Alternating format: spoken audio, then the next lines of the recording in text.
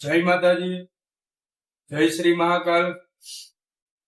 મહાકાલ સેના જામનગર પ્રમુખ જયદીપસિંહ ઝાલા છેલ્લા ઘણા દિવસથી ક્ષત્રિય સમાજના ગ્રુપોમાં જે જામનગરમાં મુલક કુંવરબા આયુર્વેદિક હોસ્પિટલ છે, કોલેજ છે, તેમાં રાજમાતા જામનગરના મુલક કુંવરબા હોસ્પિટલ, જેમાં ભાજપ સરકાર દ્વારા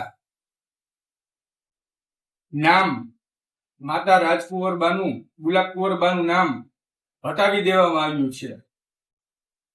રાજપૂત સમાજના દરેક આગેવાન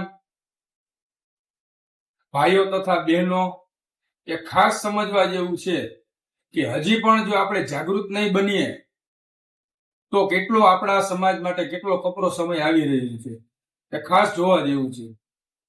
આ લોકોનું પ્લાનિંગ કેટલું માસ્ટર માઇન્ડ થી આ લોકોએ સરકારે કર્યું છે એ ખરેખર આ આખી એની પીડીએફ છે અને આ આખું એનું લખાણ છે. આ આખું એનું લખાણ છે 10 પેજનું છે, જેમાં પહેલેથી છેલ્લે સુધી વિગત એમાં દર્શાવવામાં આવી છે કે કયા કારણોસર નામ ચેન્જીસ કરવામાં આવ્યું છે. આ લોકોએ કેટલો માસ્ટર સ્ટ્રોક વાપરીને ક્ષત્રિયોનો નામ નિશાન હટાવવાનું કાર્ય કરેલ છે એ આપણે જોઈ શકીએ છીએ. 2020 સપ્ટેમ્બર મહિનામાં આ લોકોએ દિલ્હીની પાર્લામેન્ટમાં એવો કાયદો લઈ આવ્યા કે પોતાના સરકાર હેઠળ આ સંસ્થા આવી જાય.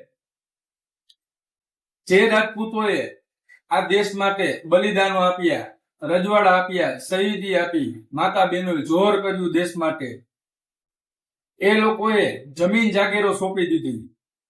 છતાં આજે દેશના યુવાનો શિક્ષિત બને એના માટે થઈ જામનગર સ્ટેટે આ જમીન ફાળવેલી, એના ઉપર હોસ્પિટલો બનાવી, કોલેજ બનાવી, આયુર્વેદિક હોસ્પિટલ, આયુર્વેદિક કોલેજ. જેમાં આયુર્વેદિક હોસ્પિટલનું નામ ચેન્જ કરવાનું કારણ શું? 2020માં આ લોકો કાયદો લઈ આવ્યા. આઈટીઆર એક્ટ હેઠળ આ લોકોએ રાષ્ટ્રપતિની મોહર લગાવી અને આ કાયદો લઈ પોતાની અંતર્ગત આ સંસ્થા લઈ લીધી અને માતા રાજકુંવરબા મુલક કુંવરબાનું નામ હટાવી અને ઈટરા સંસ્થાના નામે આ હોસ્પિટલનું નામ રાખી દીધેલ છે. તો શું આ તમારા બાપની જાગીર છે? જે રાજપૂતોએ જમીનો આપી દીધી, દેશ માટે રજવાડા આપી દીધા, તો શું તમને હવે અમારા નામથી પણ પ્રોબ્લેમ છે? રાજપૂત સમાજના નામથી પણ આ લોકોને પ્રોબ્લેમ છે? ઈ જોવા જેવું થઈ રહ્યું છે કે જે રાજપૂત સમાજે આટલું બધું દઈ દીધું છતાં આ લોકોને ખાલી આપણા એક નામથી પણ તકલીફ છે. હજી જો રાજપૂત સમાજ જાગૃત નહીં બને તો આવનારા સમયમાં આ લોકો ધીરે ધીરે આપણી વિરાસતો તો જટી લીધી છે, અર્પણ કરી દીધી છે આપણે, છતાં આ લોકો હવે આપણા નામ અને નિશાન પણ જે વિરાસતમાં આપણા જે નામ નિશાન હોસ્પિટલો છે, કોલેજો છે, બાગ બગીચાઓ છે, ઇમારતો છે, એમાં સડકો છે, એમાં આપણા બાપ દાદાઓના નામ છે. આ લોકો ભવિષ્યમાં એને પણ નહીં રહેવા દે. તો ક્ષત્રિય સમાજ જાગૃત બને અને ખાસ શત્રુશલ્યા સિંહજી સાહેબ એને પણ વિનંતી છે કે આમાં એ પણ, કેમ કે રાજપૂત સમાજ આ છેક કેન્દ્ર લેવલ સુધીની વાત છે.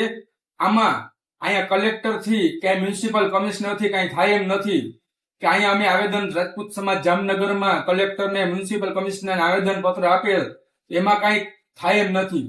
તો શું દિલ્હી સુધી આ બાબતનો અવાજ કોણ પહોંચાડશે? તો જામસાહેબ બાપુને જ વિનંતી છે કે તમારા લાડકા મિત્ર છે નરેન્દ્રભાઈ મોદી, તમે જેને કહો કે ભાઈ અમારા માતા રાજકુંવરબાનું નામ, કેમ કે તમને તો જાણ હોય જ, કેમ કે જો જંગલમાં એક ડાળી કાપવી હોય તો પણ તમારી પરમિશન લેવી પડે છે. છતાં આ તો તમારી માતા રાજકુંવરબાનું નામ, મુલક કુંવરબાનું નામ છે, એને હટાવી દીધું છે. તો ખરેખર આ આપણા માટે શરમજનક વાત છે, ક્ષત્રિય સમાજ માટે અને હાલારની પ્રજા માટે.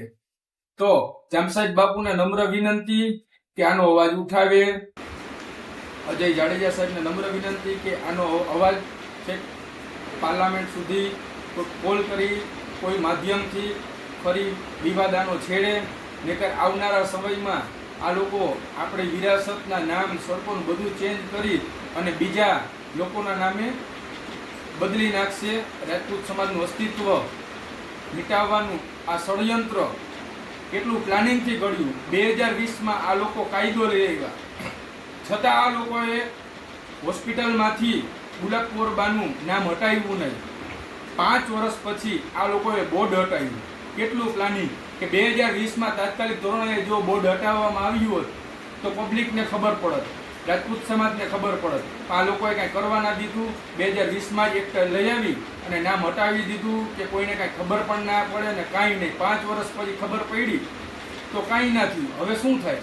અત્યારે આપણે જાય તો અહીંયાના અધિકારીઓ એમ કહે છે કે ભાઈ આ તો 5 વર્ષ પહેલાં જ કેન્દ્રથી, દિલ્હીની પાર્લામેન્ટમાંથી, રાષ્ટ્રપતિની મોહરથી નામ ચેન્જીસ થઈ ગયું છે અને કેન્દ્રની સરકારમાં સંસ્થા આવી ગઈ છે, એટલે આમાં કાંઈ થઈ શકે એમ નથી.